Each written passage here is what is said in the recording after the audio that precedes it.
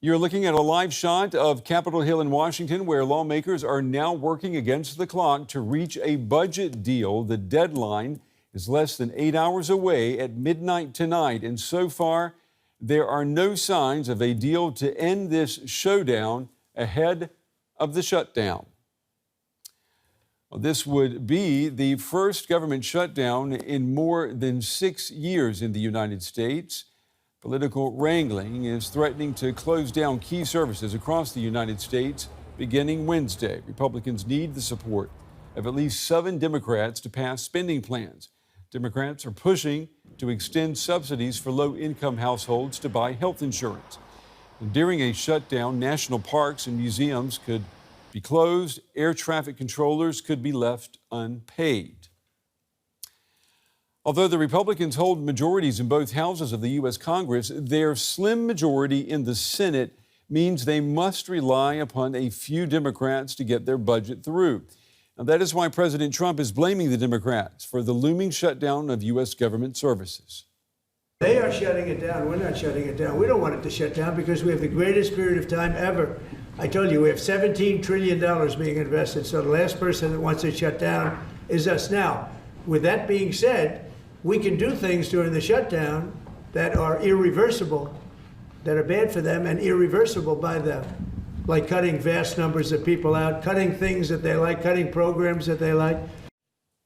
Well, DW's Misha Komodovsky has more now from Washington, D.C. As the clock strikes midnight, like a scene from Cinderella, Congress faces a deadline.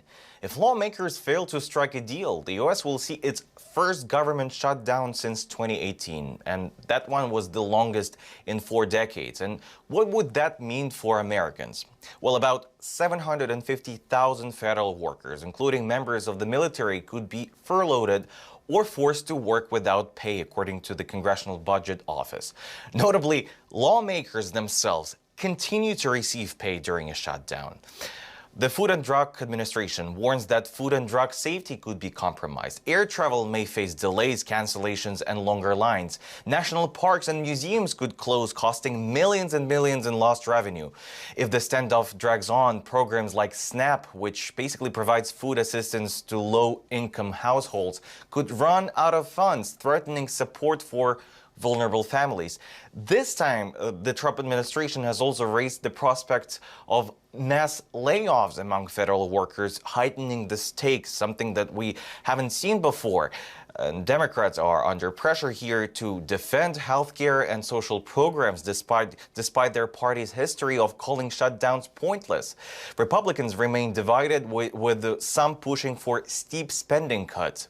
If healthcare subsidies expire, millions could potentially face higher insurance premiums, a risk that could loom large in next year's midterm elections. Back in 2018, if we remember, restaurants and bars here in D.C. offered free meals or, say, discounted drinks to federal workers to cheer them up. But many of those folks said that they didn't really need those perks. They needed their paychecks.